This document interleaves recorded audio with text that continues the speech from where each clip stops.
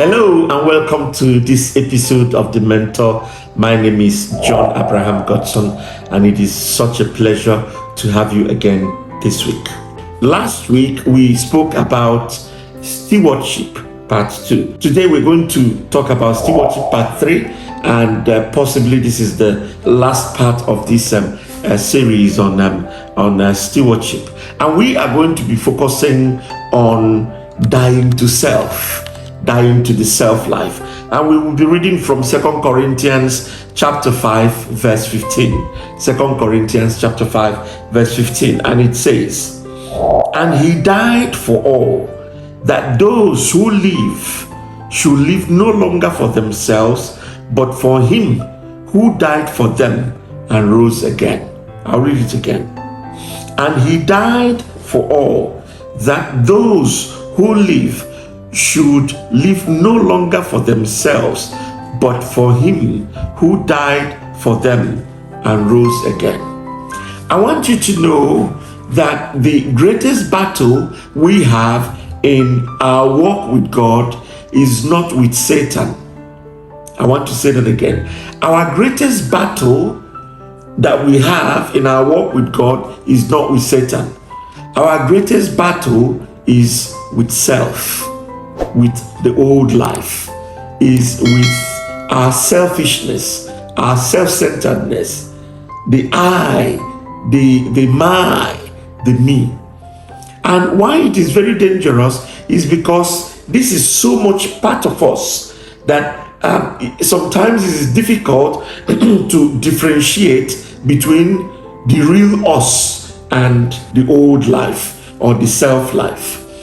The Bible says in the place we read that Jesus died for all, that those who live, those who have been called, those who belong to him, will no longer live for themselves, but for him who died for us and rose again. Now this particular passage is a summary of our calling to stewardship, that we have been called no longer to live for ourselves. Now, the truth is that all of us in our walk with God, in our life, we all have our aspirations, we all have our ambitions, we all have the things that make us happy, the things that make us feel important, the things that make us feel that we are alive. But I want you to know that the moment you decide to become a disciple of Christ, your identity should no longer come from those things. Your identity should derive from your walk with God. The Bible says, "Let him that boast of this, that he knows God." You're no longer going to boast because of your education. You're no longer going to boast because of your upbringing. You're no longer going to boast because of your background or your fat bank account or whatever that is giving you your sense of identity. You are going to boast because you know the Lord. The Bible says, "And he died for all, that those who live should no longer live for themselves, but for him who died for us and rose again."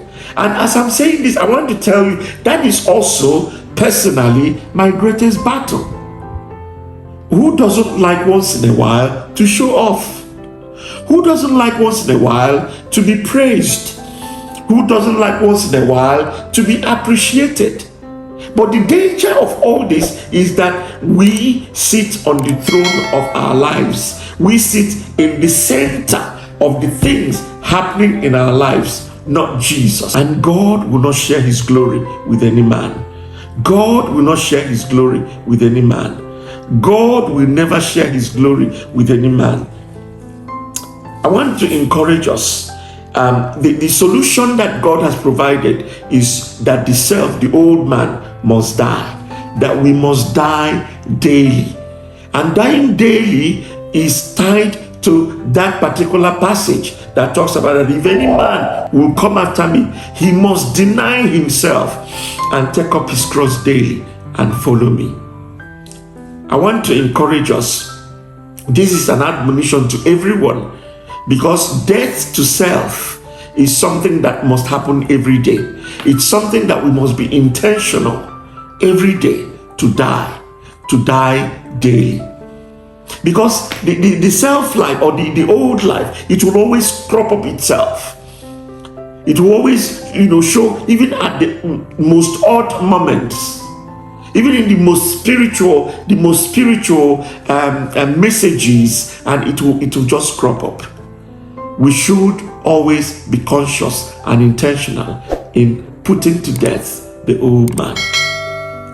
And he died for all, that those who live should no longer live for themselves, but for him who died for them and rose again. What are you living for? If what you are living for is not worth dying for, then it is not worth living for. Who are you living for? Are you living for God? Are you living for Christ? Or are you living for yourself? This is the most important question you need to ask yourself today. Who am I living for? The things I am doing, the life I am living, who am I living it for? For me or for God? Stewardship. God bless you.